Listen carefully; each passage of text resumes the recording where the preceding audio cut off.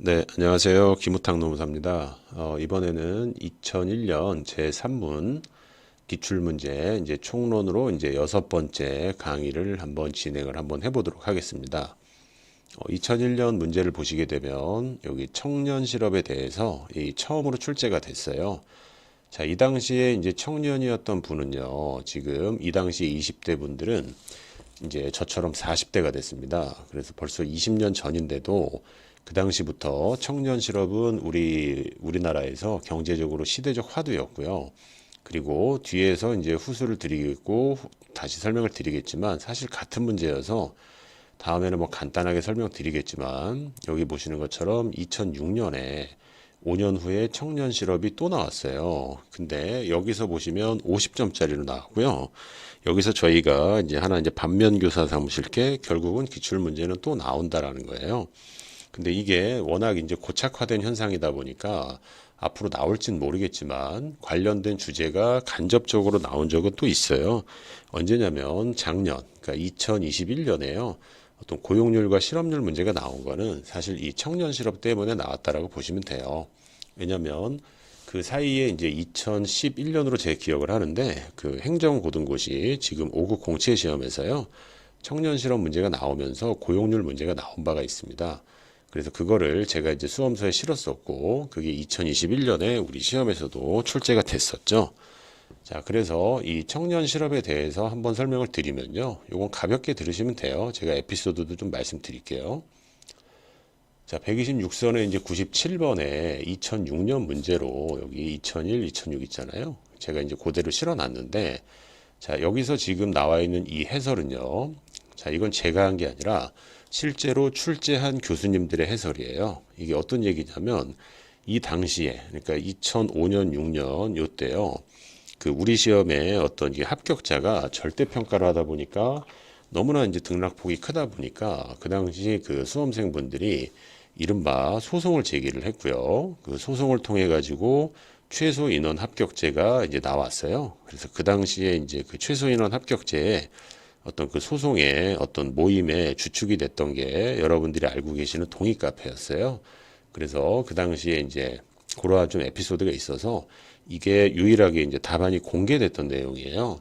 그래서 공개된 내용을 보시게 되면 그냥 보통 우리가 알고 있는 그 어떤 답안의 형식인데 생각보다 분량이 많지 않습니다. 그러니까 핵심적인 것만 잘 적어 주시게 되면 득점하는 데는 아무런 문제가 없어요.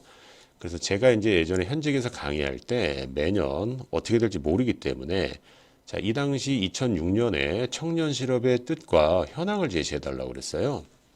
그럼 뜻이야 이제 청년을 통계청에서는 15세에서 29세로 보고요. 각종 세법의 혜택과 어떤 고용지원금에서는 아무래도 군복무 기간이 있고요, 남자들은. 그리고 요즘에는 취업 시기가 늦어짐에 따라 가지고 34살까지 보기도 하지만 통계청에서는 20대입니다. 20대. 15세부터 29세 이하에 해당하는 계층에 대해서만 추적하는 게 이른바 청년 실업이에요. 그래서 제가 이제 삼순환 말미에 올해 기준으로 그 고용 동향에 따르면 청년 실업률은 대략 뭐 10% 내외입니다. 이렇게 설명을 드렸고요.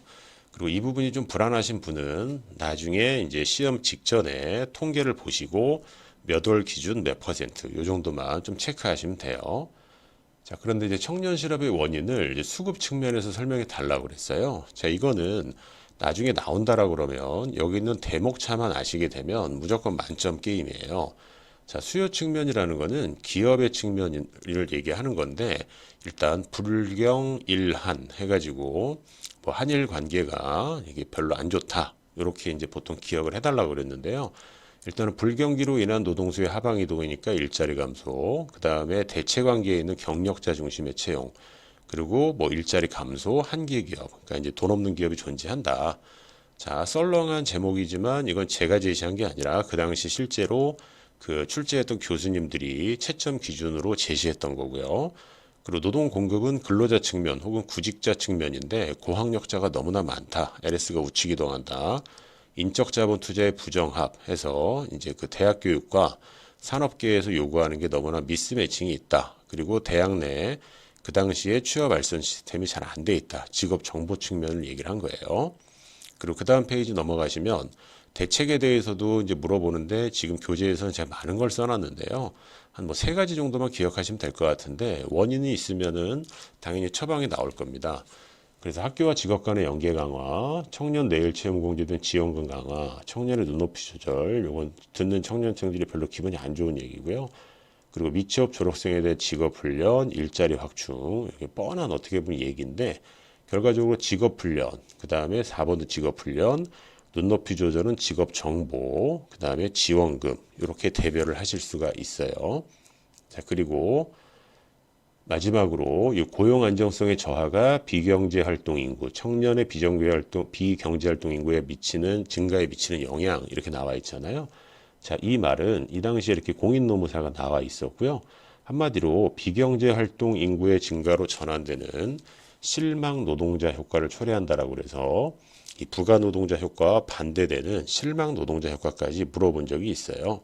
그래서 이거는 뭐 비교적 어려운 문제는 아니지만 그 실망 노동자 효과, 부가 노동자 효과 엮어서 추후에 출제가 충분히 가능하고요. 제 개인적인 생각으로는 이게 고착화됐고 지난 20년간 산업 구조도 많이 바뀌었습니다. 그래서 특히 아래 하락이라고 알려진 기술 혁신, 기술 진보와 관련해서는 자본과 노동의 대체 관계라면 노동 수요 곡선이 하방 이동하거든요. 그게 강력한 청년 실업의 원인이 될 수 있다라고 해서 약간 새로운 버전으로 구성할 가능성이 좀 있으니까 그 노동 수요 이론에서 교차 탄력성하고도 같이 좀 체크를 하시면 좋을 것 같아요. 자, 여기까지가 청년 실업 관련된 2001년 산문에 대한 해설이었습니다.